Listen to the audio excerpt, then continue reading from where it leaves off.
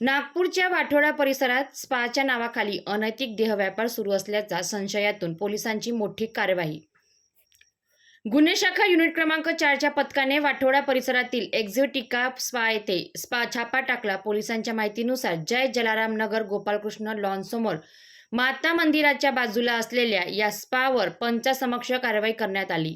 या कारवाई दरम्यान महिला आरोपी सारिका चंद्रकांत दिवाकर श्रीराव व स्पा केअरटेकर कामिनी कुमारी हे संगनमताने स्वतःच्या आर्थिक फायद्याकरिता 3 पीडित महिलांना पैशाचे आमिष दाखवून या ठिकाणी आणण्यात आले होते. कारवाईमध्ये पोलिसांनी रोख रक्कम, मोबाईल फोन पेचे बॉक्स, स्कॅनर आणि इतर साहित्य असा अंदाजे 67,200 रुपयांचा मुद्देमाल जप्त करून या प्रकरणी वाठोडा पोलीस ठाण्यात अनैतिक देहव्यापार प्रतिबंधक अधिनियम अन्वये गुन्हा दाखल करण्यात आला असून पुढील तपास सुरू आहे.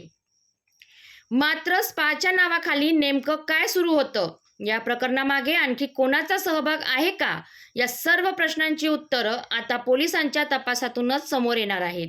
तर नागपूरमधील प्रत्येक अपडेटसाठी पाहत रहा पब्लिक टू PM न्यूज 24.